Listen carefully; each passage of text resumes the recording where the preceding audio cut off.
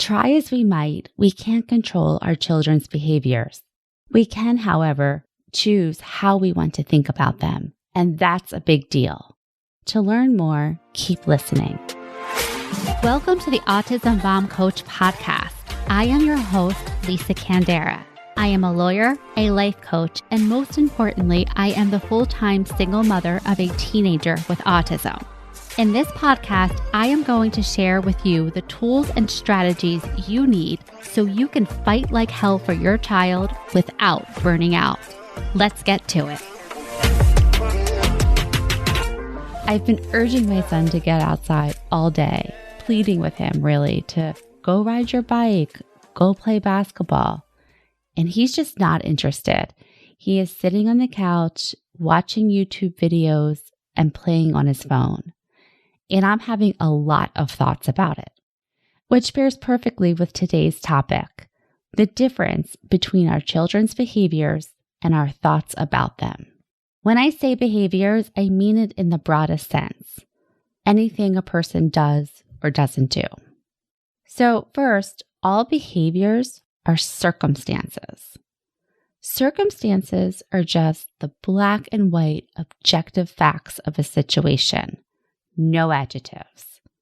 Circumstances include things like your name, your marital status, where you live, a diagnosis, something another person says or something another person does. For example, my son is 14 years old. That's a circumstance. My son is diagnosed with autism. That's a circumstance. Second, circumstances are neutral, which means they're neither good, bad, rude, or hilarious until we have a thought about them. So, my son watching TV right now, that's neutral until I have the thought that he should be outside or he is being lazy. A sink being filled with dishes, that's neutral until you have the thought like, my family does not clean up after themselves, or people expect me to do everything around here. And then behaviors like my child repeats himself over and over. That's neutral until I have the thought, oh no, another OCD loop. This is going to be bad. And then it's not so neutral, right? Finally, we can't control circumstances. We can, however, control our thoughts. Circumstances happen and then we have a thought about them. So, what are thoughts? Thoughts are the language we use to interpret and make sense of the circumstances in our lives. The sentences that run through our minds. We have about 60,000 thoughts a day. Most of them are subconscious, and most of them are thoughts that we've had day after day on a loop. I think of thoughts as the lens through which we interpret the world. And so this means that thoughts will vary significantly from person to person based on culture, gender, sex, religion, upbringing, social conditioning, and life experiences. So this is why people can have, and most certainly do, wildly different thoughts about the same set of circumstances. Second, thoughts are real, but they're not necessarily true. They're real in the sense that you're having it and they're impacting the way that you show up. That's all real, but it doesn't make the thought true. For example, I'm having the thought that my son should be outside. It's real in the sense that I'm having it. I'm urging him to go outside. I'm making tons of suggestions. And I even went so far as to shut off the TV. All real. It doesn't make my thought true. Another example. In episode 2, I talked about my client's child who threw a remote during a meltdown. So throwing a remote, that's a circumstance. Her thought, he is violent, that was real, but not necessarily true. Real in the sense that it caused her to feel angry, and in her anger, she yelled at him and she said things she regretted. That was all real, but it didn't make her thought he is violent true. There are other ways of looking at that same behavior. For instance, he is dysregulated. He didn't mean it. He was just frustrated. The point here is that there's always more than one way to look at the same circumstances. And just because you think it doesn't mean it's true. And let that one sink in for a minute. We are so tied to our own thoughts and interpretations of the world that we rarely stop to consider this. And this is understandable because our brains like to be right. It gives us a sense of safety. And it also keeps us stuck and sometimes miserable. But here's the good news and the final point about thoughts. They're all optional. We can choose how we want to think about anything.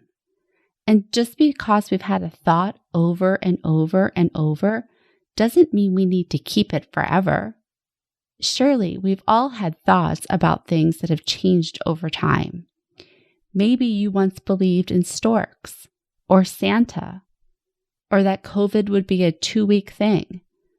And chances are your thoughts about all or some of those things have changed over time. We all have this ability, but we rarely exercise it. We go with the default programming, what we've been thinking over and over for years. So I want to teach you a strategy that you can use to become the watcher of your mind and notice the thoughts you are having.